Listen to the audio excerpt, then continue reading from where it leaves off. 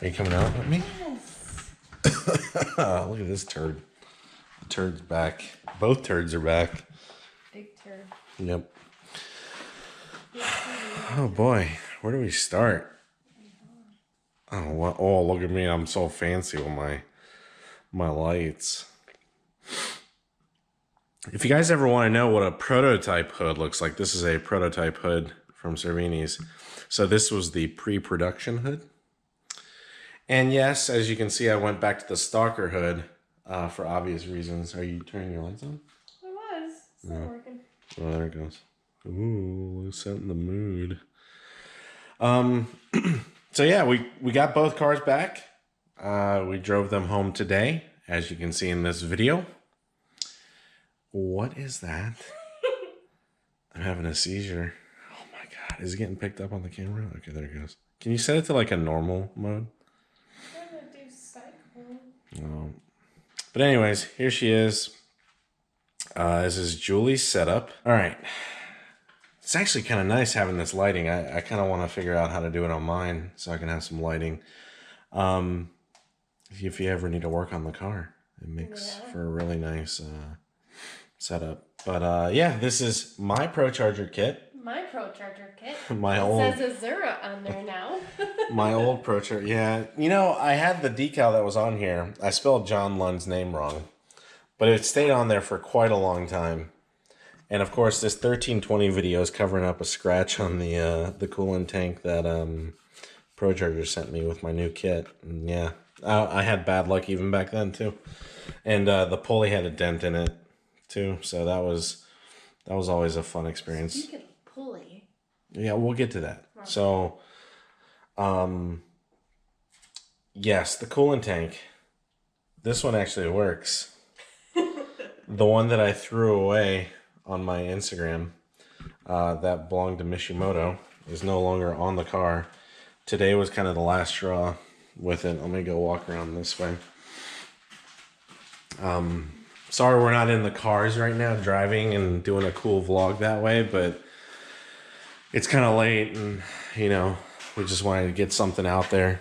So yeah, I'm back to the stock football over here, and I'm probably going to be keeping this one for a while just because I don't want to spend a couple $100 for another coolant tank.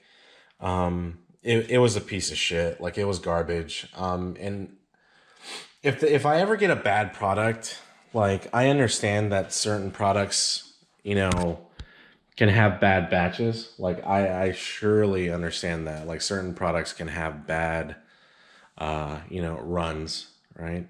But when I first posted up that mine was having issues, I was just getting DMs over and over like, oh, mine does the same thing. Mine did this. Mine did this.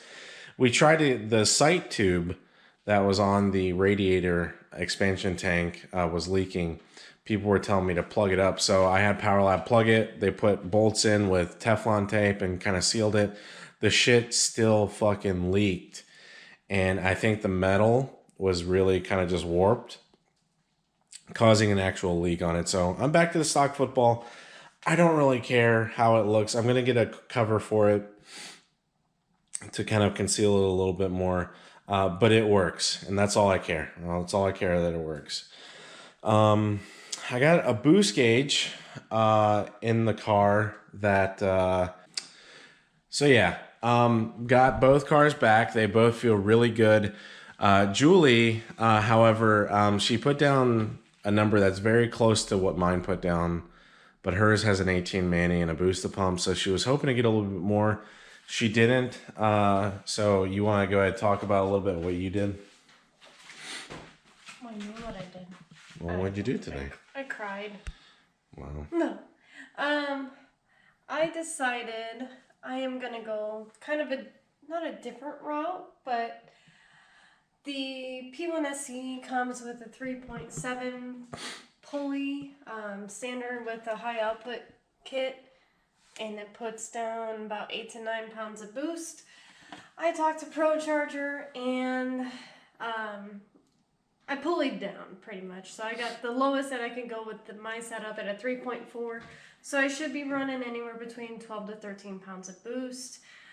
So when that comes in, car will be going straight back to PowerLab. to get that installed, retuned, as well as address a little bit more of my knocking issue. It's a false knock, and we're going to pretty much strip all the nitrous wiring, as well as check a couple other things out just to make sure she's running pretty stout. Yeah, so she's got a lot going on under this engine bay. She still has her nitrous set up. There's a lot of stuff that needs to be pulled out of the car. A lot of wiring, a lot of relays. So that needs to happen to kind of clean this bay up a little bit. And then from there, where they're going to do some more pulls. They're going to make sure everything is running healthy and hopefully get the number that she wants. Just because, I mean, we're not really chasing a number. I know you're happy with the power that it puts down. Yeah, absolutely. The car feels amazing, and it took a little bit to get used to it because I was spoiled driving your car for a couple of days. So the Whipple has that instant torque where the ProCharger builds up. Yeah. But once I found the sweet spot on my car, because my gearing's different than even when yours had the ProCharger. I have 331 gears, so it doesn't have that torque boost that the 373s have. So after a couple days of driving it, I've found that sweet spot, and I love it. I love the feel. I love the sound. Like it just gives me a smile on my face. Yeah, it was interesting because I was looking at this on my setup. If you guys remember my early videos, this red valve was touching and rubbing against this inlet tube, and now it's not anymore. And you know what else I noticed? I don't know. I think the discharge tube can be adjusted a little bit more than on this setup. That's weird. It looks completely different from when it was in my car. It looks a little different. So I don't know why that would be the case. I don't know. But yeah, I just thought we'd give a little update. With my car, everything's running pretty good. I mean, Power Lab came by because I didn't have the coolant tank since this was Julie's. It was still at the shop. Hashtag Power Lab house calls. Yeah, they drove all the way to the house and installed it for me and refilled the coolant. Really, really awesome of them. I've never really known a shop to do that, so they've gone the extra mile. And I'm super happy working with them. Anything's tearing out, my car will be going to Power Lab. Yeah, I mean, they really have done above and beyond to make sure this was a good experience for us. And even though that we both kind of encountered issues with our setups, we'd never really encountered any issues at the shop. Nope. And that's kind of a rare thing. There are great installers out there. There are great people out there. But when you work with a shop, a lot of times it's really difficult to find a shop that really cares about your car as much as you do, and even more sometimes. So yeah, everything's good. What else was it that I wanted to talk about? Oh yeah, the hood. So obviously you can see this is not the Cal hood anymore. This is the Cervini Stalker hood that I ran before. And the biggest reason I ran that before, or that I want this now again, is because of this inlet. The airflow goes right over the top of the Whipple. And I found out tonight that they put a 170 degree thermostat in here. So that's why my cylinder head temps are lower. And also I noticed my cylinder head temps are lower and sustainable more with this Stalker hood than the Cal hood. Not that the Cal hood was horrible in ventilation, but obviously when you have a direct path for air, it makes it a lot better. Now, the one thing I am going to do on my Stalker hood is, you see that little hole? I'm going to get Chris Tress to cut this out a little bit more, and then I'm going to run a different type of vent on this to get more heat extraction from underneath the hood. Because I'm willing to bet there's a lot of turbulence that happens under here with that big inlet. So yeah, that's going to be taken care of. I'll probably do a video over at SSR Collision. If you guys don't follow SSR Collision, follow them. They've been a really, really awesome place to get your stuff painted. Bodywork, it's just at SSR Collision. Their head guy is a good friend of ours. His name is Chris Tress, and he, yep, at Drop Top SVT on Instagram.